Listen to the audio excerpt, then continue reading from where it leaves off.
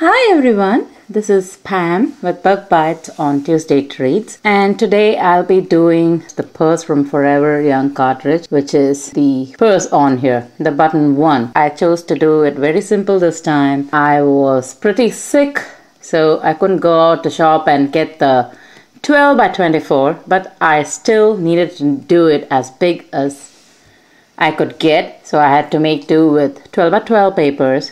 Taken a video only to show you this portion. The rest all I'll be doing it in the photo instructions because I already did the purse and assembled it. Here is just one thing, one trick on how to get it as big as you can. If I just use the cursor and add the purse and try to increase it, I'll just add it. Let us say it's 6 inches. It is still not filled up. I'll tap on that and try to increase it as much as I can. With the later updates, that is, I think after 0155, I'm not sure, when it hits the sides, it stops increasing. Now, if I want to get it beyond that, I can always trick it by going to a larger mat. But note that it still will stop increasing at this point because it has hit the sides. So that is not much use to me, is it? It's just a small 4-inch purse. If you look at this, this will be the size and it'll just 4 inches. And I did not want it that small. So there's another way to do this. What I'll do is I'll just press my menu button and it should take me to change in mat size, and I will say 12 by 12 and I will delete it. As long as I first set the cursor to a ridiculously large size before adding the image, it will put the image inside the mat. So let me show you what I'm talking about. I will set the size to 20. And now the cursor is big. If I now add the image to the mat, see how big it went?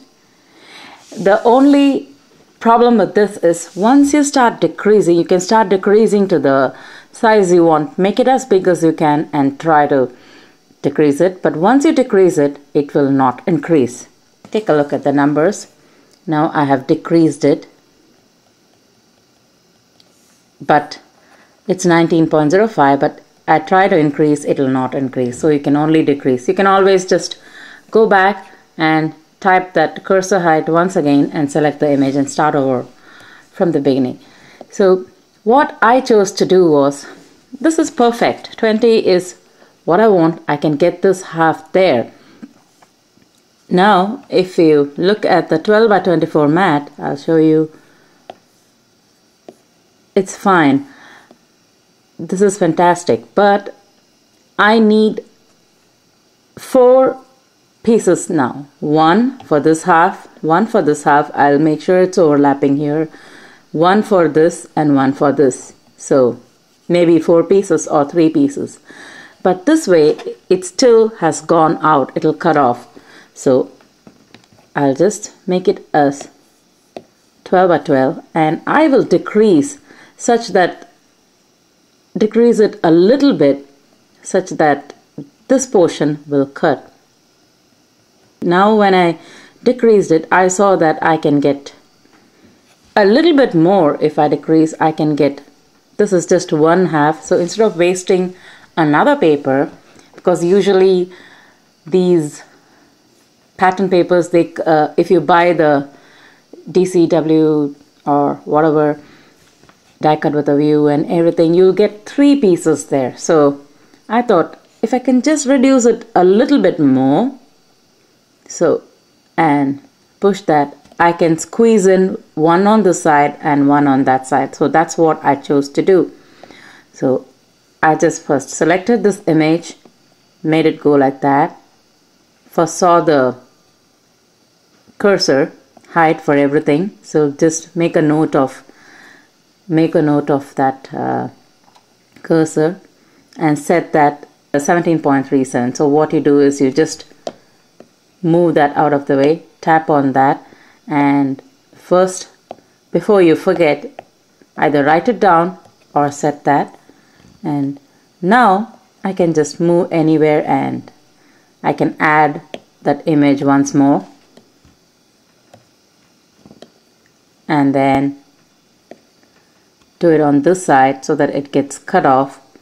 Now I have two pieces of that. So this is how I did the first page, and on the second page I added once more the figures. Since my cursor is already set to that particular height, everything will come the same. So I just kept it the way I wanted it,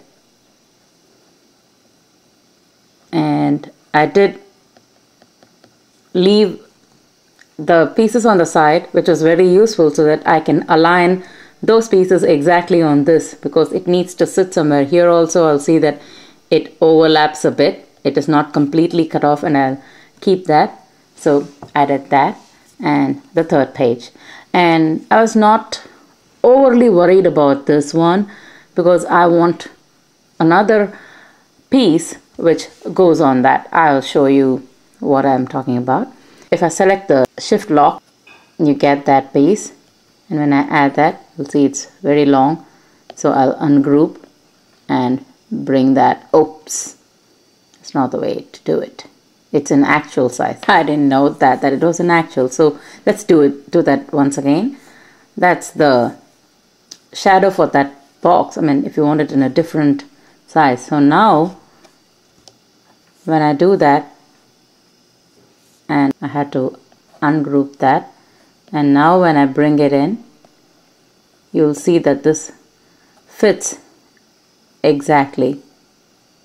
It's difficult to grab, so I have to move this up and then grab hold of that. So it is difficult when a bigger image is there and the selection box is peeping out to the edge. It's very difficult to grab the smaller image. That's the problem with the Gypsy. But anyway, now when I do this, and as long as it's selected and I don't do anything, I can grab hold of that. So I've got that perfect fit, but I chose to unlink and make that a little smaller and play with the width and height. So this is where it cuts off. So I know on this line, if I zoom, so this is where the line cuts off.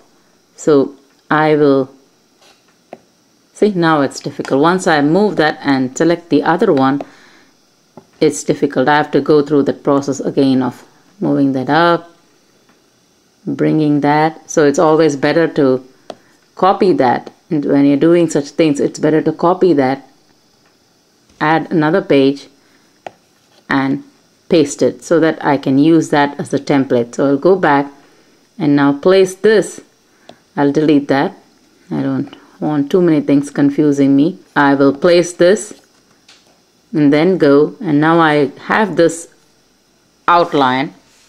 So I'll just move, unlink, and the reason I'm doing it a little smaller is because I'm going to do that in brown and this one maybe in blue. I want a little bit of that brown showing through. That was one of the reasons I chose to add this piece. But the other reason why I did not weld this piece on that was when you weld, all the score marks will go away. And in this box, I found that you do need the score marks. It's difficult otherwise. So anyway, this will cover that up. So I did not weld unnecessarily. So I will zoom, and to get that perfect width, it's not enough if you just decrease it. It will not be even. So you have to unlink the golden chain and play with the width and the height to get what you want. So maybe tap on that and again move it and see if this edge, see, this is the imaginary line, and this distance and this distance is even. So now it is. So I've used that.